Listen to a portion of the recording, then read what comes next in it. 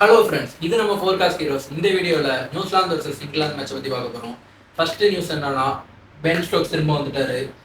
சிங்கம் காட்டுக்கு திரும்ப வருது. கேப்டனாகவும் வர்றாரு. ஆமாம், அதை பற்றி அந்த மாதிரி பவுலர் அகின்ஸ்டனும் நமக்கு திரும்ப வந்திருக்காரு.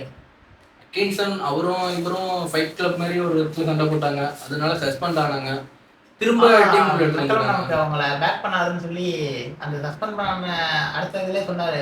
நம்ம அவங்களை இப்ப பேக் பண்ணாதான் அவங்களுக்கு ஒரு கான்பிடன்ஸ் கிடைக்கும் அப்படின்னு சொல்லி சொல்லியிருந்தாரு. அந்த மாதிரி பேக் பண்ணாங்க. ஒரு மேட்ச் மட்டும்தான் அவங்க ரெஸ்ட்ல இருந்தாங்க.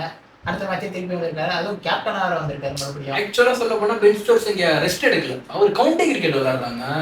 இங்க இங்கிலாந்து வந்து தடுமாறிக்கிட்டு இருக்கும் போது அங்க ஒரு 95 அடிக்கிறாரு. என்னதான் அவங்களுக்குள்ள நடக்கிறதா இருந்தாலும் அவரு அந்த வில் பவரை காமிக்கிறாரு.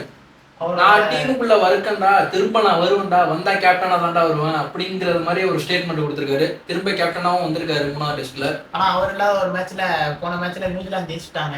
நியூசிலாந்து ஜெயிச்சு இப்ப டீம் 1-1 டைல நிக்குது. அடுத்த மேட்ச் தான் இப்ப நமக்கு டிசைடரா இருக்க போகுது. அந்த மாதிரி கேன் வில்லியம்சனுக்கு பதிலாக அந்த ஹென்ரி நிக்கோலஸ் சதம் அடிச்சிருக்காரு. செஞ்சுரி அடிச்சு பயங்கரமா டீம் ஒரு பேலன்ஸ்டான டீமா இப்ப காட்டிருக்காரு. அதே மாதிரி பவுலிங்ல பார்த்தா ஹென்ரியும் 2 இன்னிங்ஸ்லயும் சூப்பரா வந்து போட்டிருக்காரு. ஃபர்ஸ்ட் இன்னிங்ஸ்ல பாத்தீங்கன்னா 5 விக்கெட் எடுத்திருக்காரு. செகண்ட் இன்னிங்ஸ்ல பாத்தீங்கன்னா 6 விக்கெட், மொத்தம் அவரே 11 விக்கெட். இதுலயே தெரிஞ்சு போயிடுச்சு நமக்கு இந்த பவுலிங் யூனிட்டே இப்ப பவர் பிளேல தெரியுது. அப்படி பார்த்தாலும் இந்த பக்கம் ஆர்ச்சர் வந்தாரு. ஆர்ச்சரோட ஸ்பெல்ல பார்க்கும்போது உங்களுக்கு ஒரு பயமுறுத்துற ஸ்பெல்லா இருந்தது.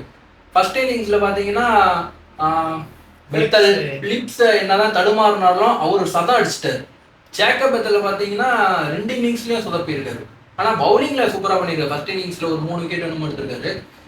செகண்ட் இன்னிங்ஸ் அவர் பெருசா இருக்கும்ல. ஆனா அவரை பாத்தீங்கன்னா ஜேக்கப் பெத்தலுக்கு ஃபர்ஸ்ட் இன்னிங்ஸோட செகண்ட் இன்னிங்ஸ்ல ஆவரேஜ் கூட பேட்டிங் ஆவரேஜ் 85 வச்சிருக்காரு. ஆனா இந்த சீரீஸ்ல அவர் பெருசா பண்ணல. அவரை பேக் பண்ணிருக்காங்க 3வது மேட்ச்.